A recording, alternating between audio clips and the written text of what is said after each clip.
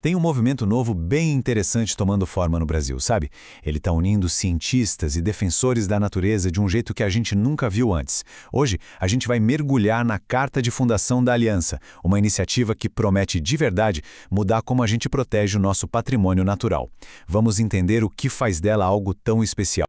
Olha só, o nome completo da organização é Aliança das Ciências pelas Áreas Protegidas e Conservadas, mas para facilitar a gente chama só de Aliança. E esse aí é o símbolo que representa essa nova força para a conservação do país.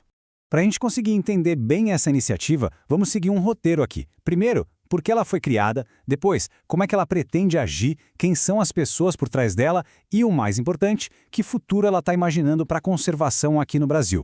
Então, vamos lá. O que é a aliança na sua essência? Imagina só três mundos que, convenhamos, nem sempre conversam. O rigor da pesquisa científica, a realidade de quem está lá no dia a dia protegendo as nossas matas e o interesse da sociedade em geral. A missão da aliança é justamente essa: construir pontes bem sólidas entre eles. O foco central de todo o trabalho da Aliança são as chamadas Áreas Protegidas e Conservadas, ou APCs para ficar mais fácil. Pense em parques nacionais, reservas biológicas, enfim, todas aquelas áreas que são cruciais não só para a biodiversidade, mas para o nosso bem-estar também. Só que aqui está o ponto crucial que a Aliança quer resolver. Não adianta só criar essas áreas protegidas, né? A grande questão é como a gente pode ter certeza de que as decisões para proteger esses lugares são as melhores possíveis, baseadas em dados, em conhecimento de verdade. E essa pergunta leva a gente direto para o coração da aliança, para o porquê dela existir. Qual foi a grande motivação para criar essa rede? Essa frase, tirada direto da Carta de Fundação, é a chave de tudo. A missão tem duas frentes, percebem?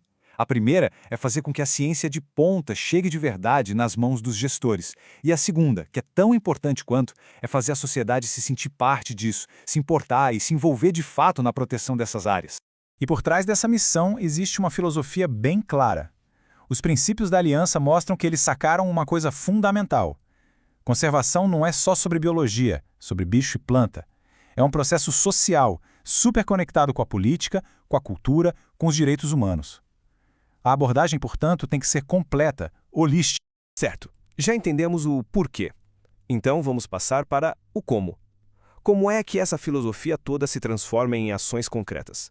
O plano de ação da aliança é como se fosse uma jornada em 4 etapas. Tudo começa aproximando pesquisadores e gestores. A partir daí, o objetivo é unir os esforços para uma gestão mais eficaz. O passo seguinte é crucial: trazer a sociedade para perto. E, por último, o que talvez seja o mais inovador: criar um diálogo de verdade, onde o conhecimento tradicional das comunidades tem o mesmo peso que o conhecimento científico, uma verdadeira troca de saberes.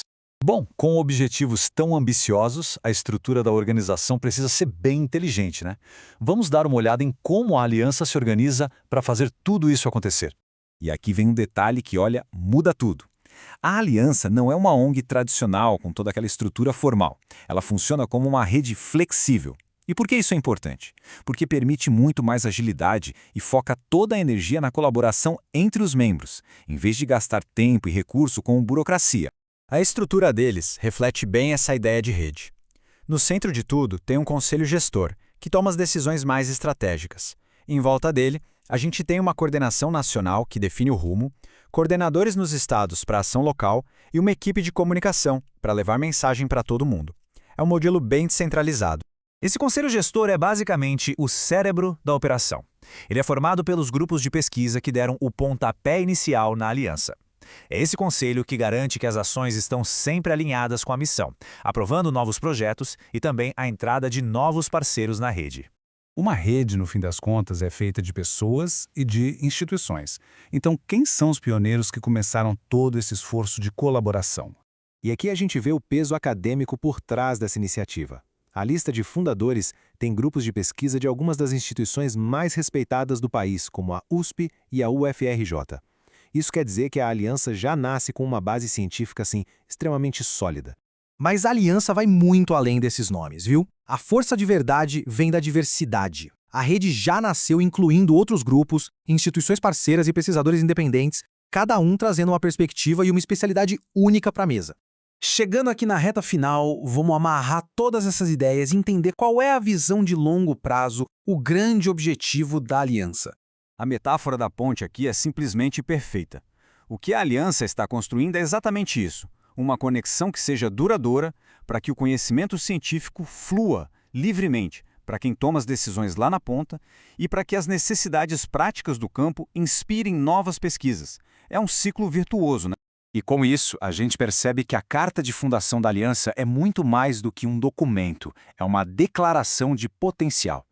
Ela nos desafia a imaginar um futuro onde as decisões sobre o nosso patrimônio natural são tomadas de um jeito colaborativo e inteligente. A pergunta que fica no ar é: o que realmente se torna possível quando a ciência e a sociedade finalmente unem forças pela natureza?